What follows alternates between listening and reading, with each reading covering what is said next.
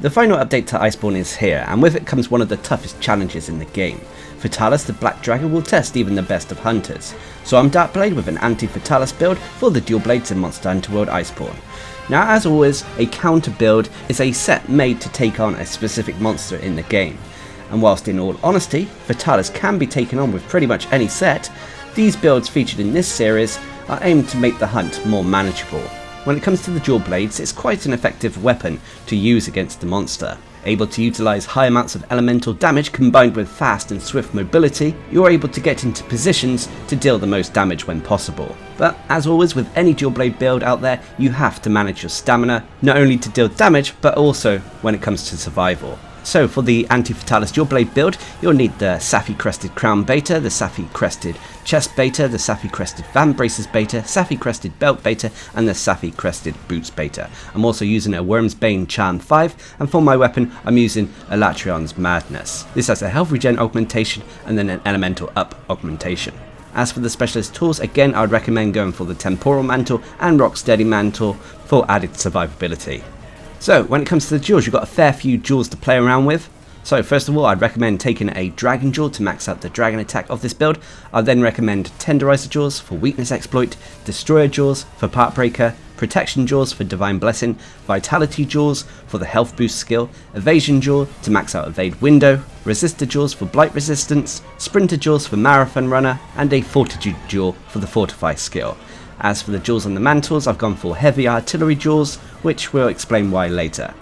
So, if you've done what I've done here, you should have a build with 150 health, 100 stamina, which will be 200 health and 150 stamina when you're on a hunt and taking all your relevant consumables.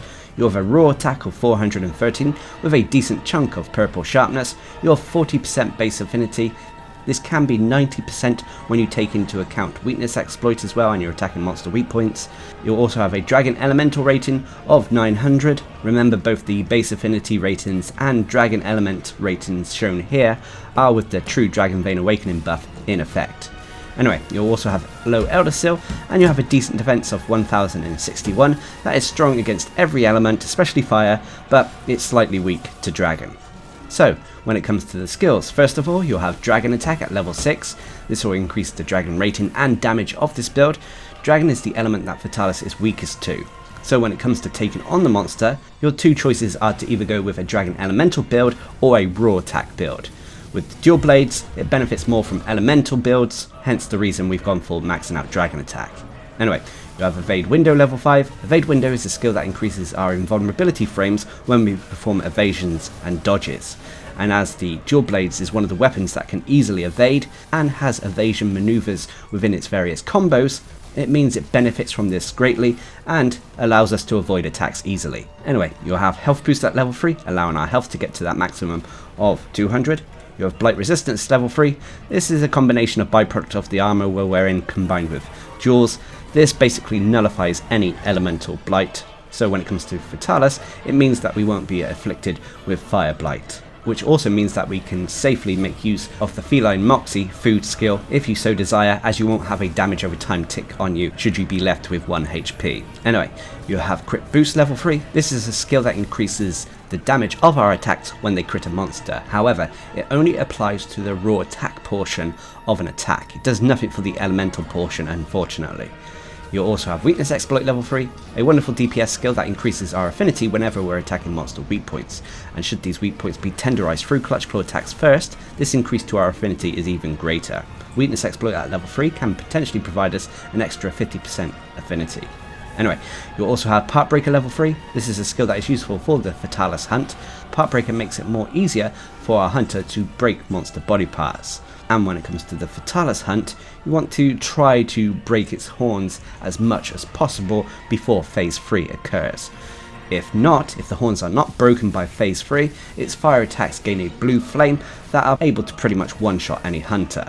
The tricky thing with the dual blades though is actually reaching the head, so you have to make use of all the heavy artillery scattered around the map, as well as any additional tactic you can think of to reach the head. So next up is Marathon Runner level 3. This is a vital skill for the dual blades in all honesty. Marathon Runner basically reduces the stamina drain when we're in demon mode.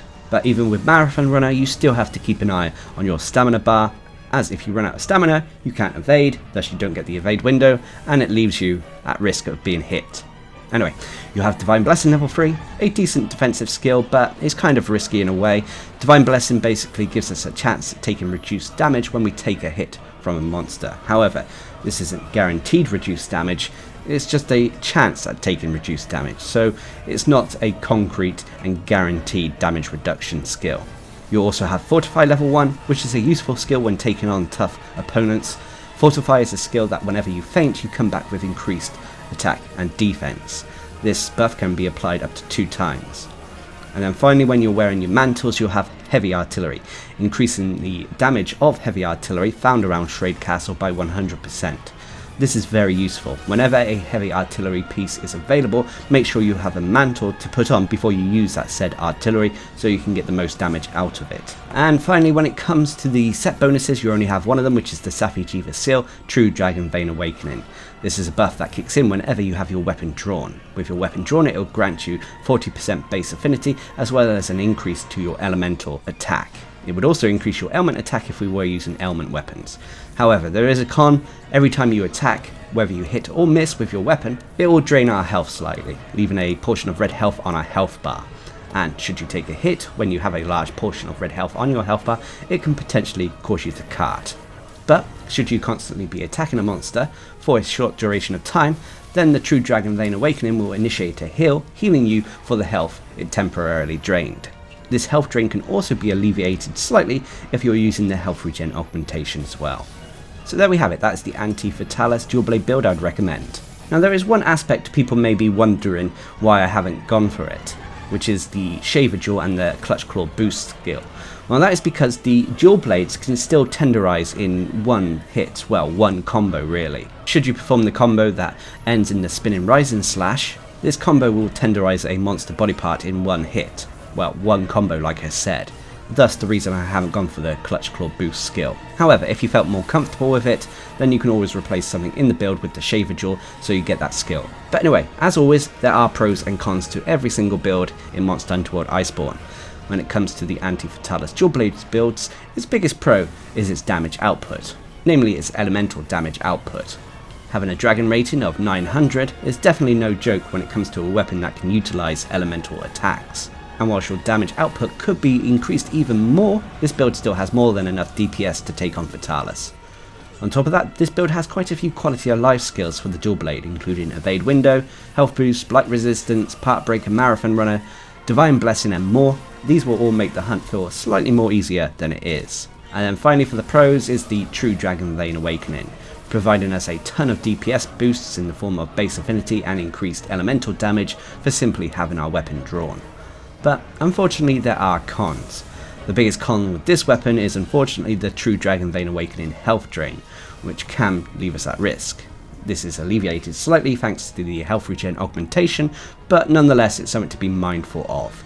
And the other con for this build, which is more of a con for the dual blades in general, which is this build relies heavily on stamina management. Should you use up all your stamina, like I said, you won't be able to evade attacks and you can potentially get hit. But regardless, if you're looking to use the dual blades against Fatalis, I'd recommend this build.